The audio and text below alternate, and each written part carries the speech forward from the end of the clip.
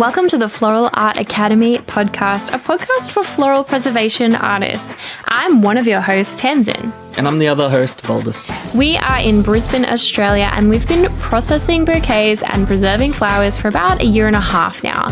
This episode is talking all about P.P.E. Tell me more. What's that stand for? Personal protective equipment. Now, I know since we started doing resin art, there's definitely more discussions about PPE, especially with resin, but we are noticing that there's not enough being spoken about for PPE and preserving flowers. I'm still seeing posts online that are almost cringeworthy about people not wearing PPE, doing resin in the house, not wearing the right gloves, processing flowers without respirators. I think you don't really think of PPE when you think about processing the bouquets. Like when you think about like working with flowers, it's not really an image that you see in your head of someone wearing a respirator and gloves and goggles, and it's like you picture somebody like standing there with pretty flowers and like taking apart the petals piece by piece and putting them in a press, and like that's part of it. But also PPE, especially when working with silica sand, is such a huge issue. Yeah. Maybe we start with the resin side of things and move into the silica sand. If you're new to the game and you're wondering what the hell we're talking about, PPE for resin art, what is this? It's probably the most important thing that you are going to have nailed down before you start your resin art journey. Why don't we start with how we used to do things and why we ended up changing. Sounds good. So when I first started resin, I just bought a trial kit online from a very well-known Australian company who sent no instructions about PPE. There was nothing said about wearing PPE when doing resin art, so I had no idea. So I just mixed together the resin, not wearing anything, no gloves, no mask, no nothing. Mixed it together, mixed my colors. I even used like a heat gun on it and made like resin chopping boards. I didn't even know PPE. I didn't even know what PPE stood for. Using a heat gun, so on top of just the plastic fumes that you're emitting, you're still getting all those resin fumes too.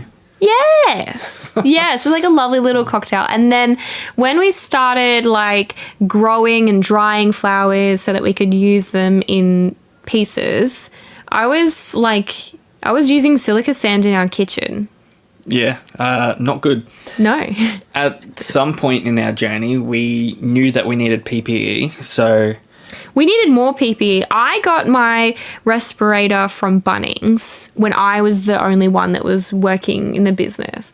I had seen people talking about it online in like Facebook groups, and so I went and got myself a respirator with the organic vapor filter. And that's what I was wearing to do resin art. A half-face 3M mask. And we went to a PPE store.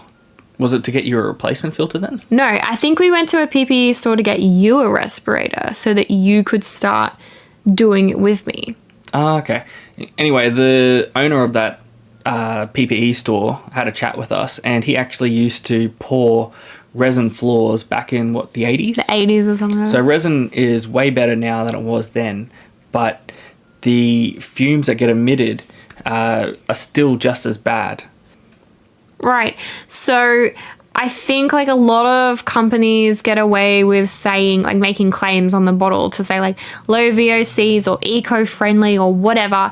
But also I think they can do that because they're selling the resin in two parts. As soon as you mix it together, you get that chemical reaction, which is what makes the resin go hard. So we're literally causing a chemical reaction right in front of our faces as we measure and mix the resin together. And so that owner of that PPE store, he was saying that because he was exposed to so many resin fumes throughout his job and throughout his career, that he now has to take antihistamines on a daily basis just because the resin fumes they made him more susceptible to allergic reactions to basically everything. Right. So I've seen that some people have a really strong reaction to resin right away. And some other people, that reaction takes time to build up. So they're using resin, they're not using gloves, they're not using a mask, they think they're okay. And then 6 months down the track, they're having these extremely volatile reactions to resin, like hives all over the body and flare-ups, and they have to give it up because it's just not working for their health anymore. Again, it's just made them more susceptible to allergic reactions from basically everything. So do you think that, like, some people think, oh, well, that's not that bad. I have allergic, like, reactions to pollen. Who cares? I don't think people know. What I've seen on Instagram and TikTok and stuff is people just get rashes. And then at some point they're like, I'm not doing resin anymore. They haven't actually talked about what's gone on. I also think that the allergy response or the rashes can even occur even if you are wearing PPE as well. Well, PPE should just be your last level of protection. It's not your only level of protection. When you're doing resin, if possible, you should be doing it in a well-ventilated area, or when doing silica sand, you should probably be doing it outside because the dust is so dangerous. I think back on how we used to do things, like, I can't remember how many times I got resin on my hands or on my skin because I just wasn't being cautious enough. I've seen that so many times. People processing flowers with resin, and they're getting the whole hands covered in resin. Oh, God.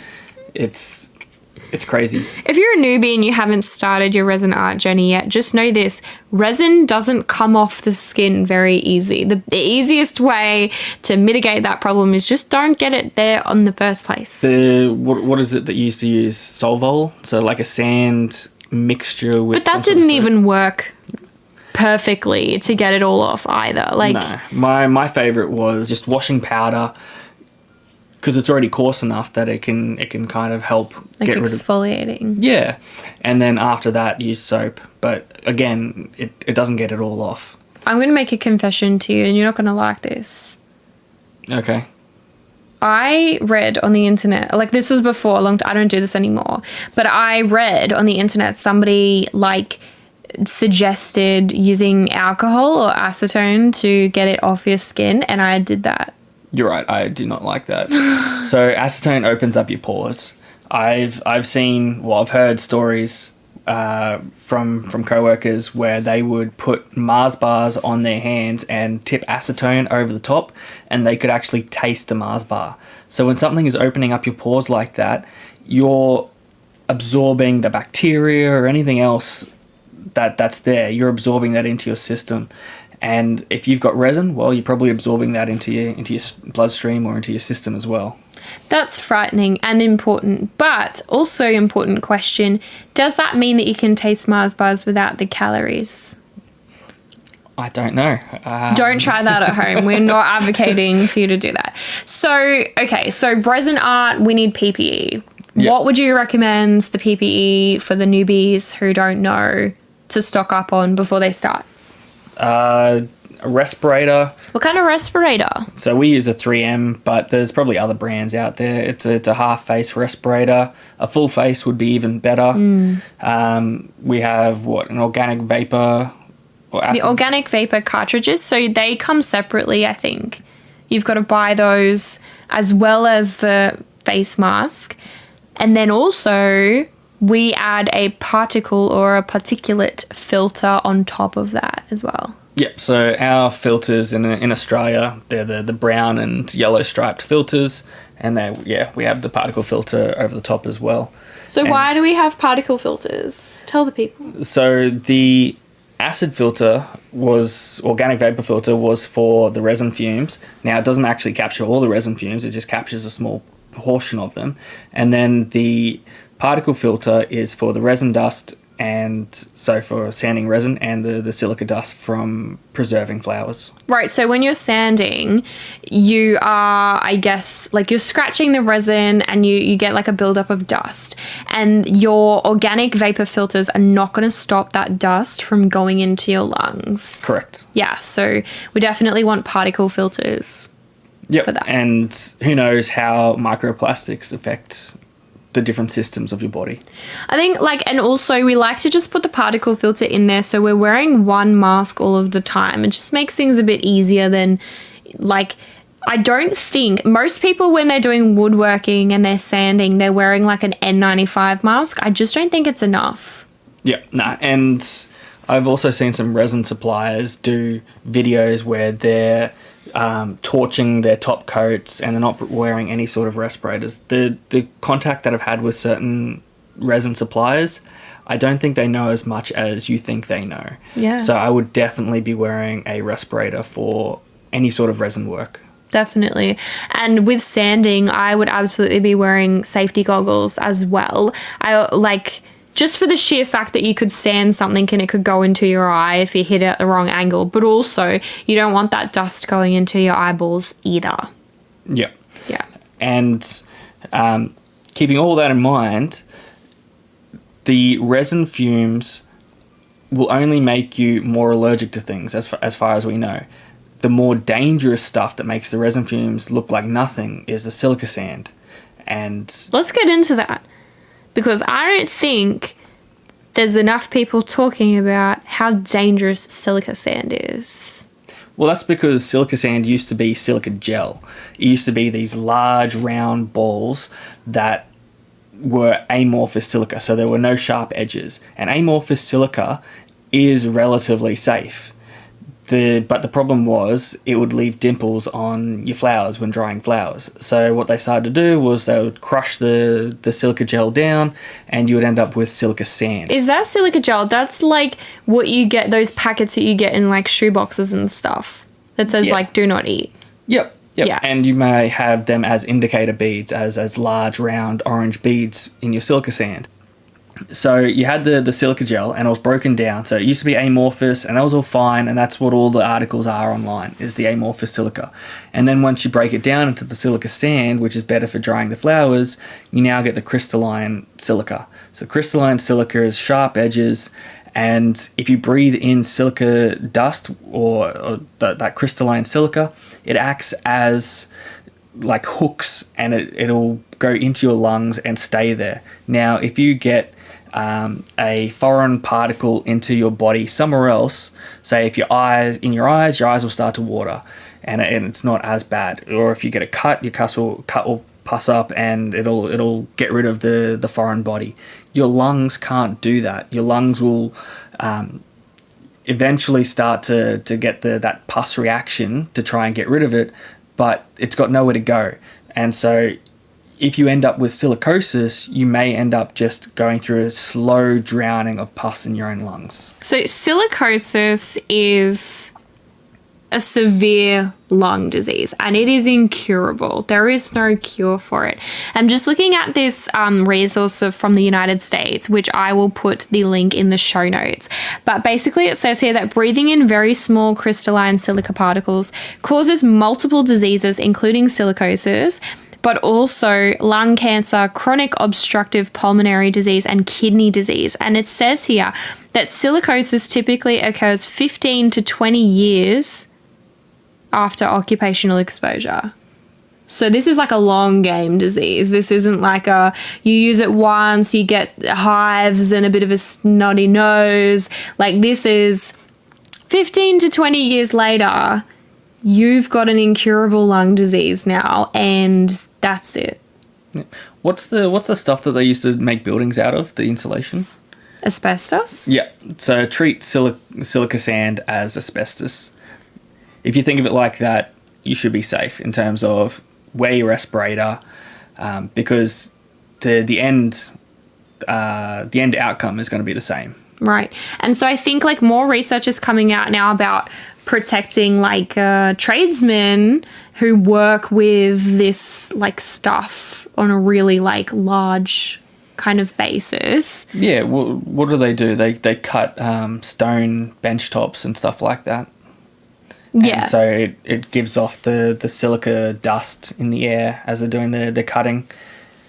And you get the same sort of dust when processing flowers with silica sand. Right. So this resource that I'm looking at, it also says that because silicosis affects the immune system, exposure to silica increases the risk of lung infections such as tuberculosis. That's not something that I would have ever considered would have been like an occupational hazard of working with flowers. Like, I just never would have considered that. You see some of the big guys by big guys, I'm doing air quotation marks. I mean on like Instagram or TikTok or stuff. They're just wearing dust masks inside processing flowers. Like an N95, which is similar to, I guess, like the masks we all wore in COVID times. Yeah. Yeah. And they're processing their flowers inside, and it looks like they're using silica sand instead of silica gel. The camera won't capture it, but you know there's dust in that air. And I think there was some article, I forget how many days it is, but it was something like the dust stays in the air for something like 12 days. Wow. It's ridiculous. That's crazy. Because when you're not paying attention, like, it's very easy to miss that dust. Yeah. But then if you actually, like, watch and look, that's so dusty. If you process, you can't... Some of the times you can't see it, but if you process that bouquet in the sunlight, you just see a cloud full of sparkling, like, micro glass.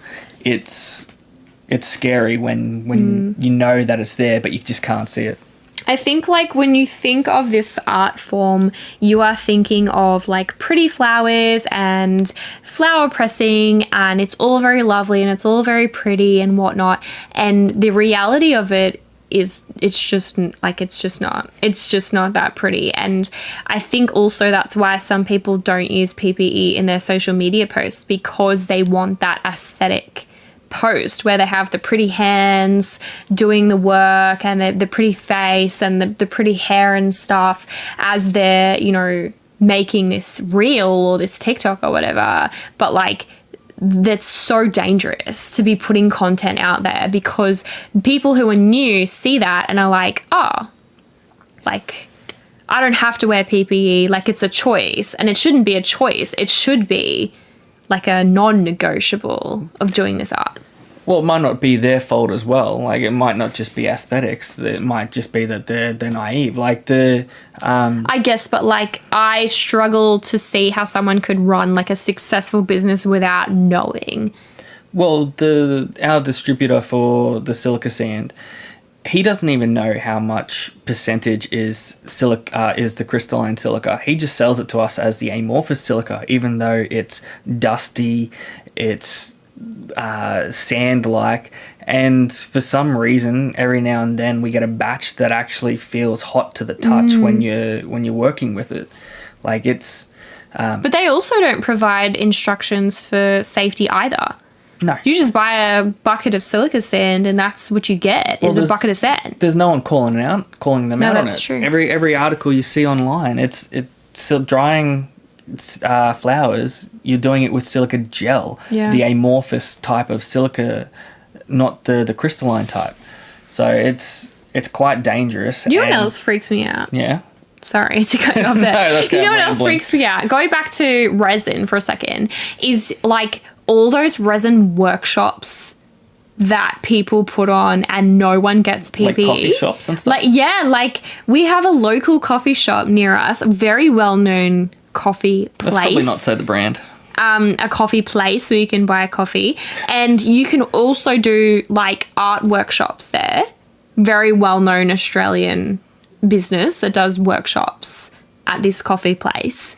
And I've always wondered, how do they get around doing resin art in a public place like that where other people are sitting and eating food? And, like, a plate of food is part of your workshop costs. Like, you get lunch or dinner or whatever and, like, a glass of wine or whatever as you're doing your resin art. Yeah, no, that's not safe. And I find that so wild. And, like, I think that's part of the reason why we weren't able to get workshops off the ground, because for us, safety and PPE was such a huge part of it that we wanted to make sure that whoever was attending our workshop would get appropriate PPE, and that builds into the ticket price. Like, that drives the cost up, because everybody needs a good quality respirator. Everybody needs a good quality set of gloves. And once you take that into account, your ticket price is like well into the hundreds of dollars. And so I guess that's, for me, that's why I never really got into workshops, because on my conscience, I couldn't do a workshop where I wasn't providing people with adequate safety measures. I just couldn't do it. No. So let's do a little recap of, if you are a newbie, what should you be doing? What should you be adding to your PPE shopping list? So let's start with the resin arts. What would you be adding to your PPE shopping list? So we use a 3M respirator. Now, there's probably other brands, but 3M is just what we use, and we use a half-face respirator. A full face would be even better. Yeah. We use an organic vapor and what else was it? Acid gases. Acid gases, so the yellow and brown striped filters. And we use those for the chemical side of things. So the resin fumes, but again, it doesn't capture all the resin fumes. It'll only capture a small percentage. So it's your last line of defense.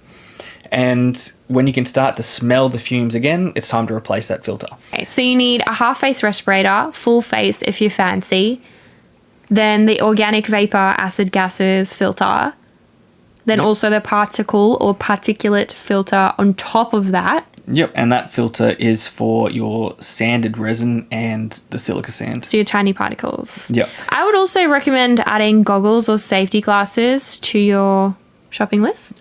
So we want a half-face respirator or full face if you're cashed up and fancy, a organic vapor acid gases filter, a particle or particulate filter, goggles or safety glasses, and nitrile gloves. Yep. And how do you know when to replace that particle filter? Well, when you're finding it hard to breathe. Right. So when you can't breathe anymore, you replace your particle filter. When you can start to smell stuff again, that's when you want to replace your organic vapor acid gases filter. Yep. And you probably want some sort of box or container or bag to store your respirator in, because the organic vapor filter will continue to absorb just random chemicals from the air. Good tip. So don't just leave your respirator sitting next to your curing resin project, because it's going to continue to soak up all the vapors. Correct. You'll need to replace it more often then, and these are actually pretty expensive. Look, that's a money saving tip. You're welcome.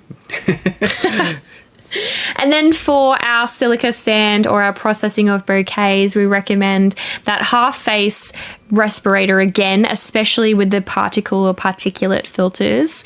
And then I would also recommend goggles as well, and gloves if you're going to be touching that sand. You just don't know. Yep. What's in it? I like to do all the flower drying outside, and I am constantly changing direction. So I do it in the sun so I can see where the dust is going, and wind always is changing direction, so I'm always hopping onto the other side of the box so I'm not in the dust fumes, because PPE is your last line of defense. So we process our bouquets outside where we possibly can.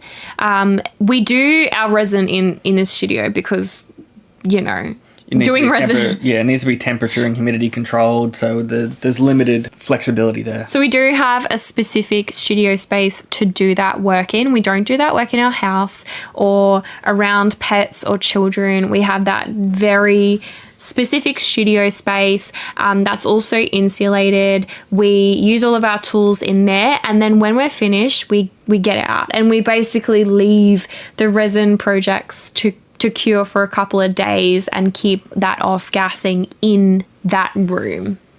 Yep. And if we've been working with the silica sand, once you're done, you throw your clothes straight into the wash. We pretty much just act like we're doctors and nurses in an infectious disease ward. We kind of get in the house, put our clothes in the wash, have a shower straight away, make sure that we're all nice and clean. We definitely do not bake the silica sand in our own oven, because that is dangerous. I forgot about that. Yes, people always talk about recharging their silica sand in their home oven. Nope. Please don't do that. Nope. That's wild. Yeah, no, don't do that. Don't do that. So we use a little, 34-litre oven. We just use a little toaster oven. I will put the link to our Amazon storefront in the show notes as well, so you can see what kind of oven we use and get your own. I just got it off Amazon because it was super quick and convenient to get it delivered. And cheap, yeah. So 34 litres makes us able to bake, 50 kilos or 40 kilos of silica sand a week? Yeah. So that's pretty good. Super handy. Cool.